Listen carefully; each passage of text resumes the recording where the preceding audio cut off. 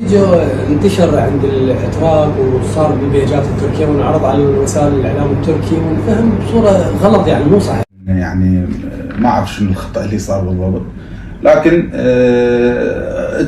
تم الاجراء عليه. خذوا صباح الخير. طبعا طلعنا من الصبح رايحين للمحكمة انا ومحسن، ما جاي لكن نذبحوا اليوم هاي وجبه واحده مال البارحه اصلا، ورايحين هسه نبدا نشرب قهوه حتى نصحصح لان ما مركزين اصلا، ما مركزين.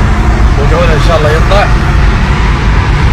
ومحسن ما نام ساعه وسوالنا حاضر على كيف على كيف. ان شاء الله الله يسهل يطلع. طبعا رايحين الحسن احنا هسه الصبح، المحاكمة مالته اليوم، بس من عندكم طلب انه تندعوا له ان شاء الله. ما نام من البارحه، ما نام شرينا قهوه حتى نصحصح.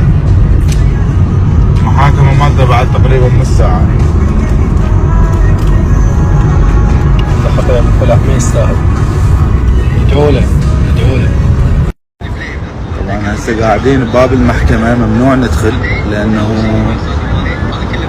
بس من الدرجة الأولى الأقارب، يعني الجد الأب الأخ الأخت كذا العم، يلا يحق لهم يدخلون المحاكمة.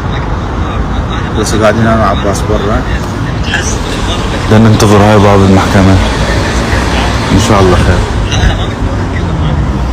والله أحسون ما تستاهل.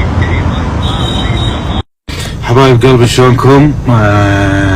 حبيت اشكر الناس اللي دزت لنا مسجات حلوه وكتبوا لنا كلام محفز وبين عليهم خوفهم علينا وعلى اصدقائنا. شكرا لكم، شكرا على كلامكم الحلو.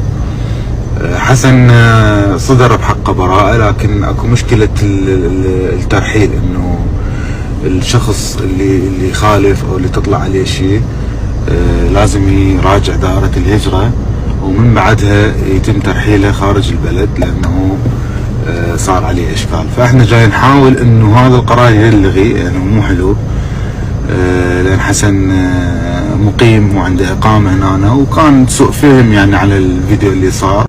بس أريد أنوه على شغلة، إنه الدولة التركية تهتم بموضوع السياحة بشكل كلش جدي، فمن ينزل شيء يخص هذا الموضوع او يمس هذا الموضوع كلش يتأثرون وما يقبلون، وعندهم استخبارات عالية، عندهم امن عالي، عندهم نظام كلش قوي. فصارت الاشكالية على فيديو معين حسن كان مشارك به، مو هو صاحب الفيديو ولا هو النشره ولا هو شارك، لكن هو كان مشارك به، كان موجود به. صارت شغلة المقطع اللي صارت شغلة رأي عام، فاستدعوا وحاسبوا وطلبوا إفادته وكذا، والحمد لله وشكرا حل الموضوع. وجاي نحاول كل الطرق انه ما نخلي موضوع الترحيل يصير، وان شاء الله خير. ودعواتكم.